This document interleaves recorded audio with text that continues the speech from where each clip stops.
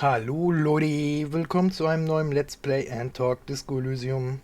Heute ist Donnerstag, der 29. September 19.36 Uhr und ja, ich bin ein bisschen spät dran. Ich bin auch noch nicht ganz fit eigentlich, aber die Show muss ja weitergehen. Und jo, ich hoffe, dass wir jetzt endlich mal weiterkommen. Wir haben immer noch ein bisschen Zeit totzuschlagen. Bis 9 Uhr. Jo. Und dann müssen wir mal gucken, ne, was wir machen. Noch so lange.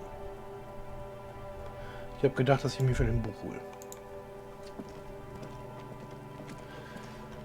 Und dann lesen wir noch ein bisschen.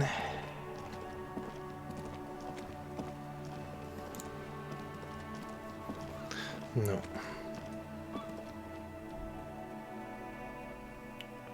Irgendwie müssen wir die Zeit ja totschlagen, ne, wahr? So.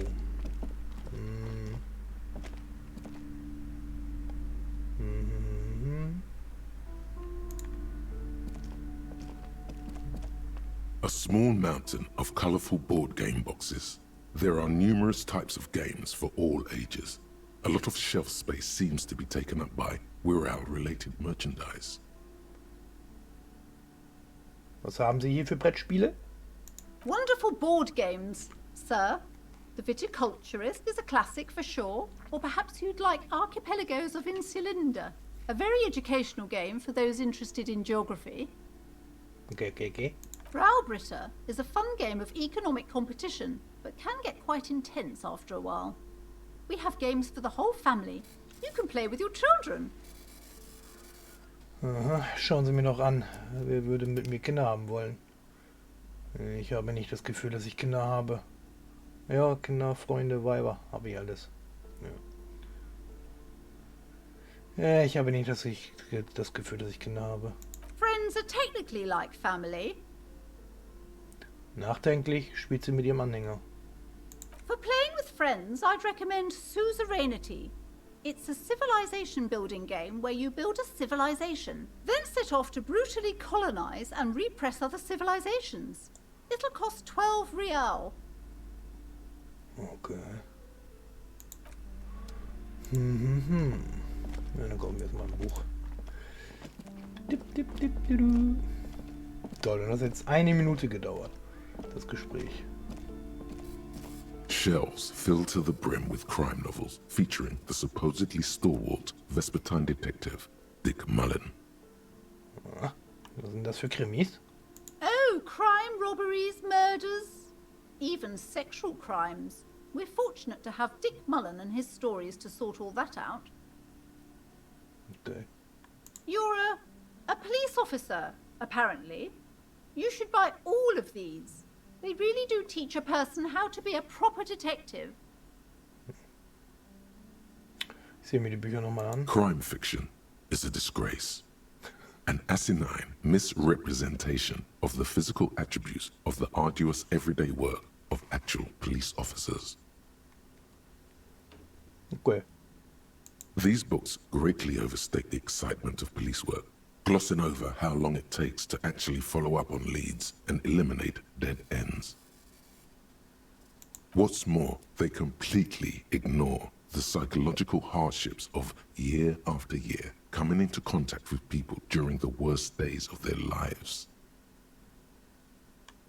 Not a single mention of all the stress this work creates upon the officer's family. Detective fiction just doesn't tell the truth at all. Now, would you like a list of all the books found on the shelf? Klar doch. You see Dick Mullen on the job. Get Me Mullen. The Stalwart Adventures of Richard P. Mullen. Dick Mullen and the Murder in the Orchard. The Sordid Affair of Dick Mullen. A killing is declared. Dick Mullen in the Murder House. The Final Case of Dick Mullen.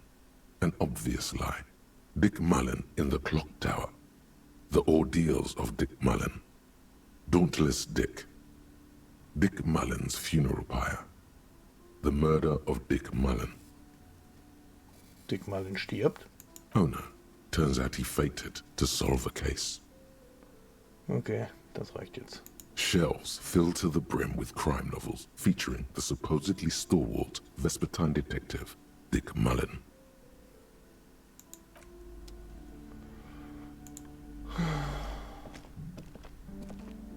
Shelves full of biographies of famous people, whoever they are.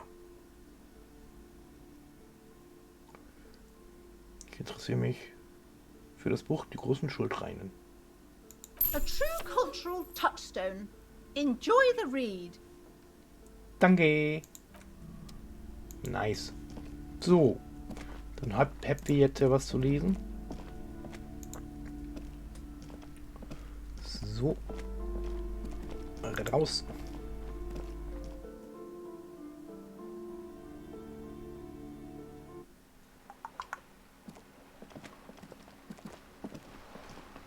So.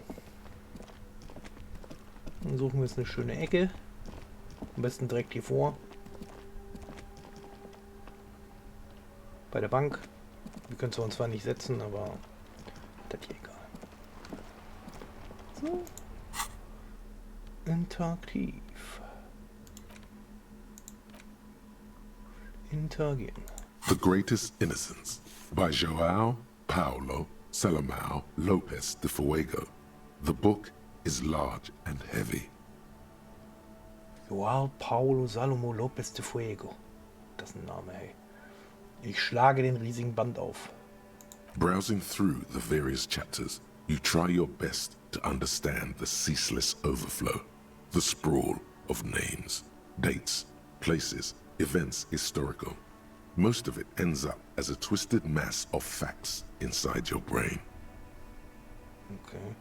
Your educational survey is done. Did you catch any of that? No. Oh well, it's pop quiz time. Let's see what you've learned. This might take a few minutes. You ready? Klar. That's the spirit. Here we go. Question 1. Who was the first innocence? Oh yeah, this is what I was made for. Ja, wirklich? Na gut, dann gib mir alle Hinweise, die du auf Lager hast. Sola, Dolores Day, der Periganissa. Weißt du, ich habe nichts von dem behalten, was ich gerade gelesen habe. Na gut, dann gib mir alle Hinweise, die du auf Lager hast. A pop quiz is a short examination designed to test your knowledge without any prior warning or announcement. Such exams allow the teacher to assess how thoroughly the students have retained the material at hand. Voila. Now blast that first innocence. Okay. Thanks for nothing. Ja, genau. Dolores Day. Dolores. Oh, Dolores Day? Incorrect. Dolores Day was the innocence of humanism, internationalism, and the welfare state. She codified parliamentary democracy and created modern institutions. Among these, the moral intern, she was powerful and beautiful on all her icons. Her colors are silver, white, and apricot. And when you think her name, Dolores, stomach acid rises to the back of your throat, and it hurts. You see a flash silver, a wreath, an airport bag, and blonde hair. You don't know why. Another choice, perhaps? Steer clear of this one. There's something terrible about this one. Was? A strange sensation of loss. When she left the earth, the dust, and the ice, and the humans. That is unimportant to the quiz. Stop thinking about this.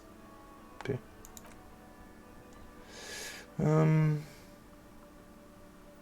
Sola. Incorrect.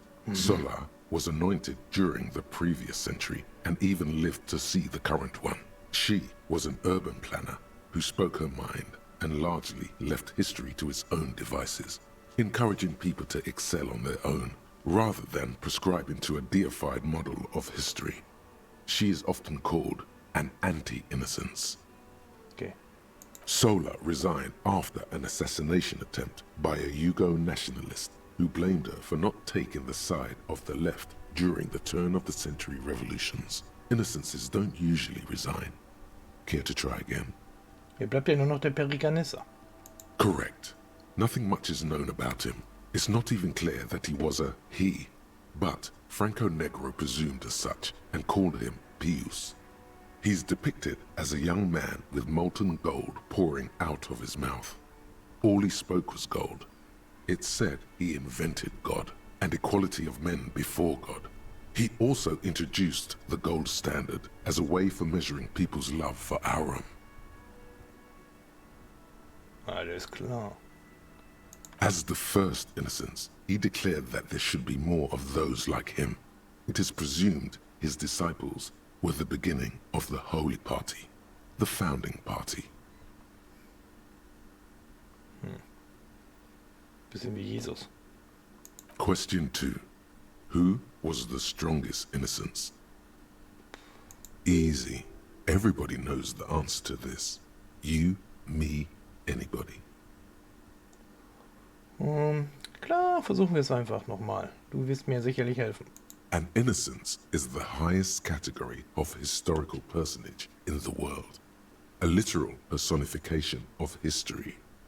Traditionally, an innocence, when anointed, assumes supreme rule over the Occident or the known world in general, at least the parts that matter. Ja, wirklich interessant, aber ich dachte, du gibst mir vielleicht die Antwort auf die Frage. I can do better. Okay, so commonly an innocence does not enforce his or her power through military power. This is seen as unnecessary. The innocence wins because an innocence can't help but win, for their deeds are inevitabilities. Did this help? Nein. Damn. Great. Dolores. Schon wieder Dolores. Dolores Day. Incorrect again. While she originated many modern institutions, launched several successful expeditions, and was even critical of the Innocentic system itself, and somehow keeps popping up in your mind, she is not often considered the strongest. Even though the words most associated with her rule are l'amour, la compassion, la autodiscipline, love, compassion, self-control, which could be seen as facets of strength. Would you like to try again? Vespa Messina. Incorrect. Mann. Vespa Messina is not a person, but a defunct state on the southeastern coast of the Occident.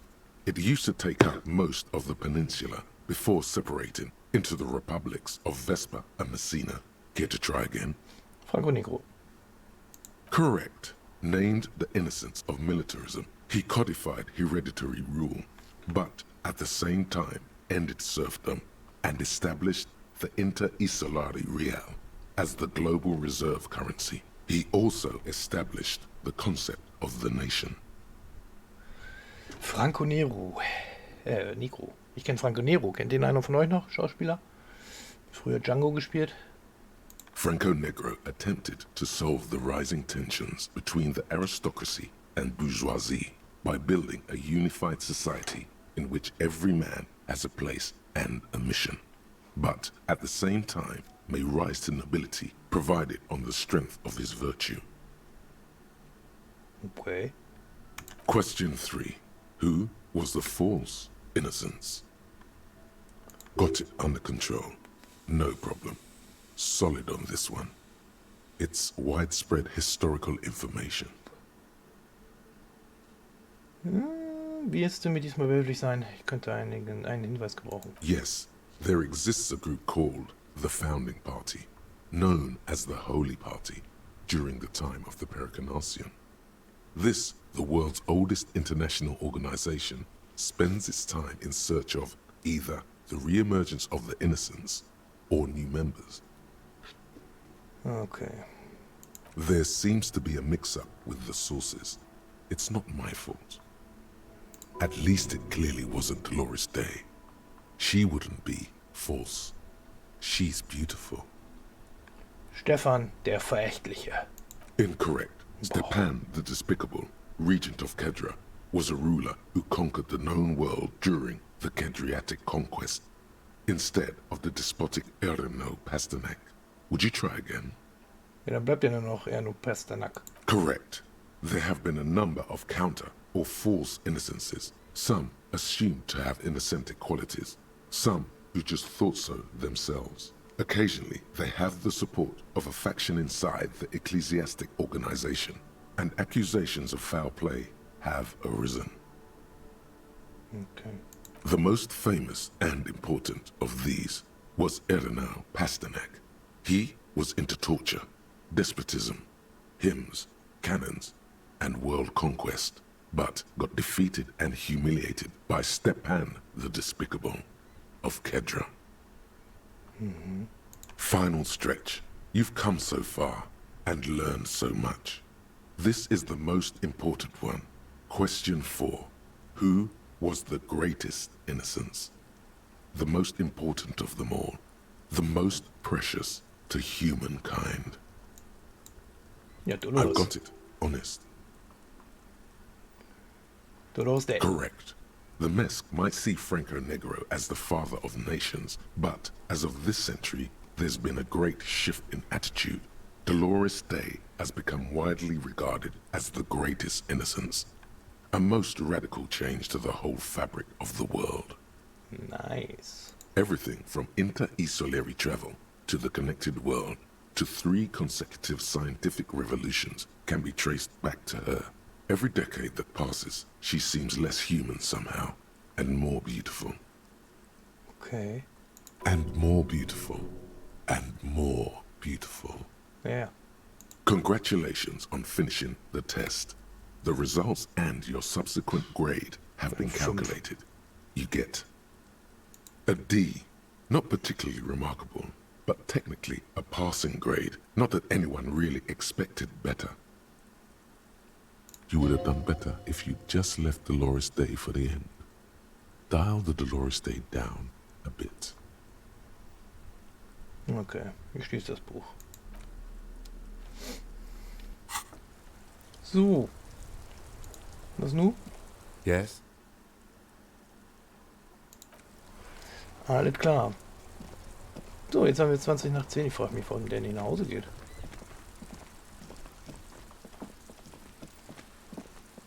Ach, falsch. Ach, da kann ich auch runter. So.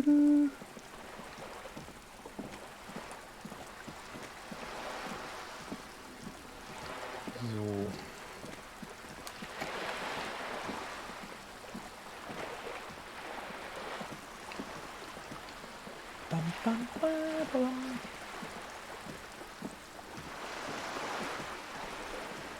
So.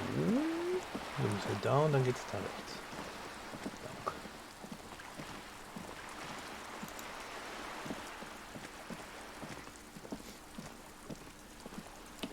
Sehr schön.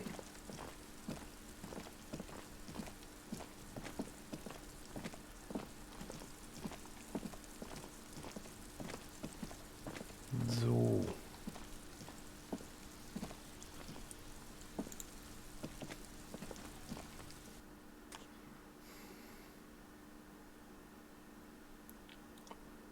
Okay. Und dann müssen wir hier rein. Beziehungsweise raus. So. Ah, da ist er ja. Sehr schön. Gut. Das Problem ist nur, dass, das Problem ist, dass das wahrscheinlich länger dauern wird. 12 Minuten, aber wir können es ja probieren.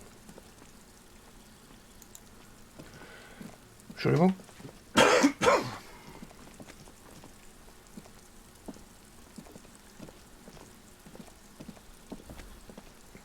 So.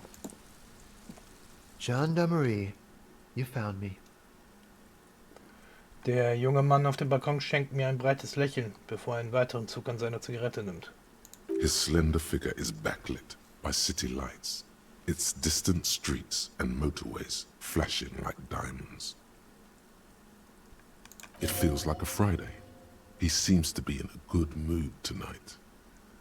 Okay. And his shirt is still unbuttoned.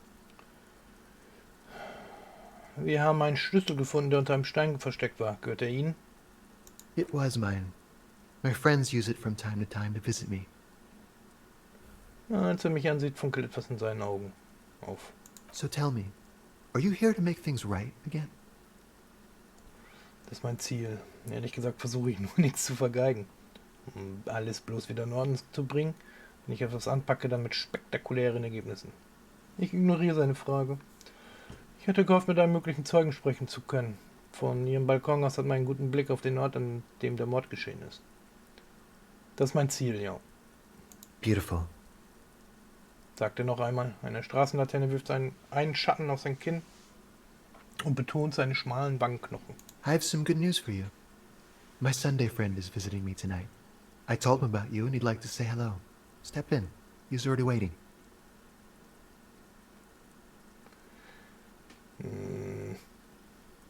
Übrigens stehe ich total auf den Ausblick hier. Ich zeige auf den Skyline der Stadt. Auf die Skyline natürlich.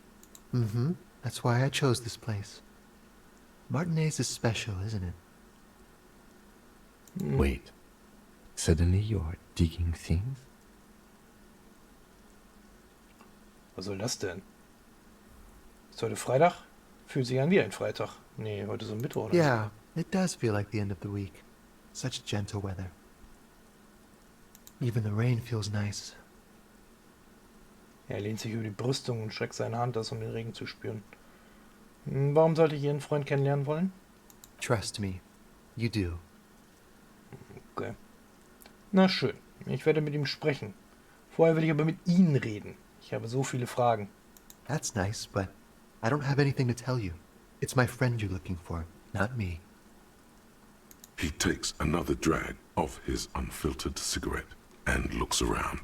It's getting dark and the neighboring windows have lit up, one by one. Downstairs, a cat crosses the yard, disappearing into the bush. Besides, I've got to run. Something tells you you're never going to talk to an individual this cool or mysterious ever again. Wohin? To the city. It's a beautiful night. Nur wenn Sie versprechen, dass wir uns wieder unterhalten. Es ist wichtig. Something flutters in the corner of the lieutenant's mouth as you're saying those words. We'll talk. Just not tonight. Okay. Take care, alright?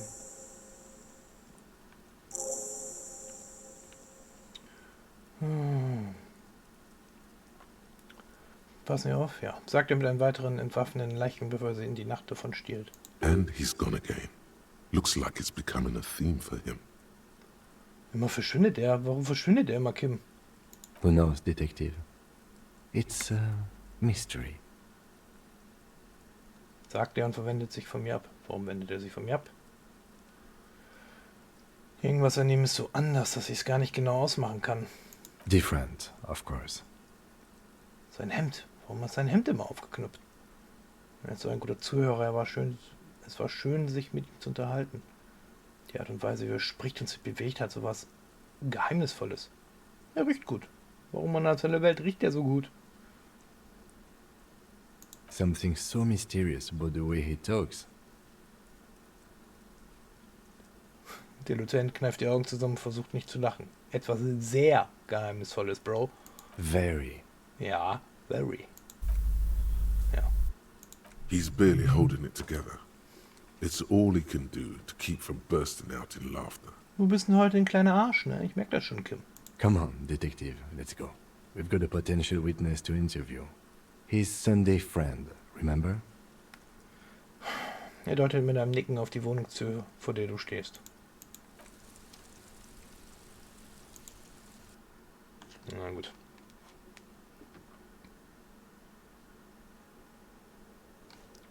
Ich muss kurz noch mal was gucken.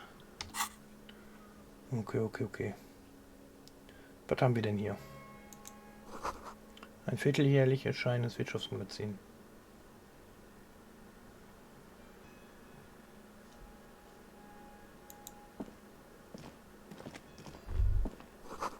Ein altes Fotos aus derselben Wohnung. Die Luft riecht nach Thermal Hand Parfüm.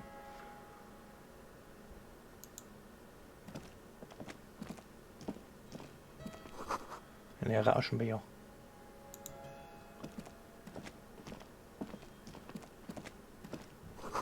Teller, die in einem Topf einweichen.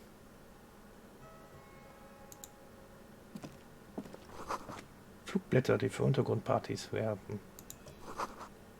Die Termin öffentlicher Vorlesungen an einer örtlichen Universität.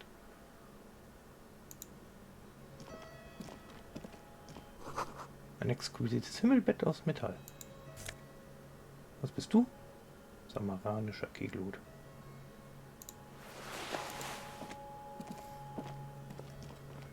Das hier ist alles vollkommen normal, wenn überhaupt ist es etwas banal. Farbeimer stehen auf ausgelegten allen Zeitungen. Okay. Ja, aber da ich das Gespräch wahrscheinlich nicht in 5 Minuten schaffen werde, machen wir heute wieder ein bisschen früher Schluss. Aber wir sind ja endlich ein bisschen weitergekommen. So. In der nächsten Folge sprechen wir dann mit dem Typen hier, wer immer das auch ist. Und dann, ja, schauen wir mal, wohin es uns bringt. Ich danke vielmals fürs Zuschauen. Ich hoffe, es hat euch gefallen. Wenn ihr lasst einen Daumen nach oben da. Aber wäre nice. Teilt das Video. Und ja, wir sehen uns dann das nächste Mal wieder. Bis dahin, alles Gute, bleibt gesund, bleibt sicher. Bye bye, euer Toby.